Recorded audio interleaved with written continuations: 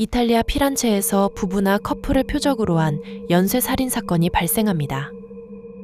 40년이 지난 지금까지도 미제 사건으로 남아있으며 사람들은 용의자를 피란체의 괴물이라고 부르죠. 1974년 9월 15일 피란체 교회의 포도밭 근처에 주차된 차량 내부에서 남녀의 시체가 발견됩니다. 남자는 총에 맞아 즉사하였고 여자는 뾰족한 흉기로 추정되는 물체로 무려 96곳이나 찔리는 잔인한 수법으로 살해당했죠.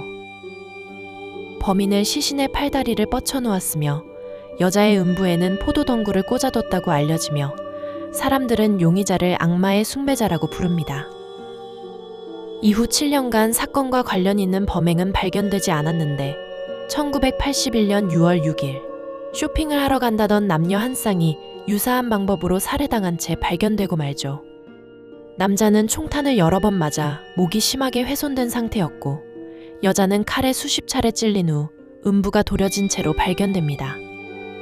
두 사람은 결혼식을 앞둔 약혼 커플이었으며 근처를 떠돌던 스팔레티라는 남자가 용의자로 수감되는데 4개월 후 또 비슷한 범행이 발생하고 말죠. 이번에는 차 안에서 남녀 시체가 발견되는데 남자는 총으로 살해당했으며 여자는 칼에 난도질 당하고 음부가 도려내진 상태였고 이 커플 또한 결혼을 앞둔 약혼자들로 알려집니다. 사실 살인 발생 며칠 전 여자 피해자가 어머니에게 자신을 고통스럽게 만드는 누군가가 있다면서 이자가 자신을 차로 뒤쫓고 있는 것 같다는 이야기를 했다고 하였으며 사건 이후 의문의 전화가 걸려왔는데 딸에 대해서 당신이랑 이야기를 나누고 싶다는 둥 쓸데없는 소리를 했다고 하죠. 약 8개월 후 1982년 6월 19일 또 차 안에서 살해당한 여자와 총에 맞은 빈사 상태가 된 남자가 발견되는데 이 피해자들 역시 결혼을 앞둔 약혼자들이었죠.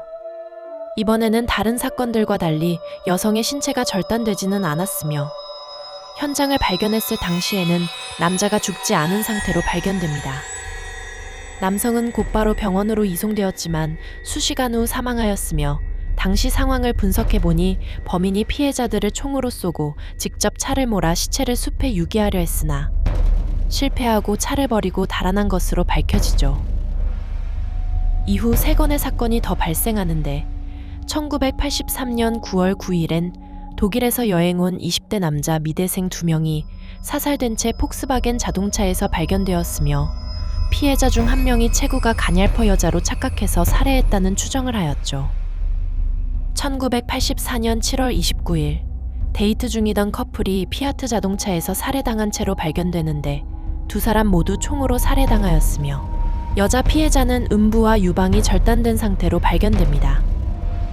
사건 발생 수시간 전에 아이스크림 가게에서 한 50대 남성이 그들을 미행하더라는 목격자의 제보가 있었으며 여자 피해자는 술집 종업원으로 일하고 있었는데 친한 친구에게 요즘 자신을 유난히 짜증나게 하는 남자 한 명이 있다고 말하곤 했었다고 전해지죠. 1985년 9월 8일에는 텐트에서 캠핑 중이던 프랑스인 부부 여행객이 살해당한 채로 발견됩니다. 여성의 시체는 텐트 안에서, 남성의 시체는 텐트 밖에서 발견되었는데 남성은 텐트에서 탈출하다가 총에 맞아 숨졌다고 밝혀지고 더욱 충격적인 건 범인이 여자의 유방 부위를 도려낸 후 수사관들에게 우편으로 보냈다고 하죠. 사건의 공통점은 여름에서 초가을 휴일 전날 밤에 발생하였으며 드라이브 중이던 커플을 표적으로 삼았고 22구경 베레타 권총을 사용하고 여성 피해자의 시신을 훼손하고 특정 부위를 가져가는 4가지 특징이 있었으며 1984년 피에르 루이지 비냐 검사를 주축으로 한 괴물전담 특별수사팀이 조직되어 사건의 연관성을 파악하기 시작하죠. 수사팀은 1990년대 초 전과가 있던 농부 피에트로 파치아니를 필두로 배후 세력으로 지목된 마리오 바니와 장카를로 로티도 수사 대상에 포함시킵니다. 수사 결과 가장 유력한 용의자로 피에트로 파치아니가 지목되는데 1994년에 기소되어 재판을 받고 1심에서 종신형을 선고받죠. 피에트로 파치아니는 이탈리아 토스카나 지방에 살던 농부로 거친 성격과 폭력 전과, 과거 연인을 살해한 전력도 있었으며 여성 혐오 성향이 뚜렷했다고 합니다. 하지만 증거가 없어 1996년 2심에서 무죄 판결을 받고 대법원 파기환송심을 앞둔 1998년에 심장마비로 사망하고 맙니다.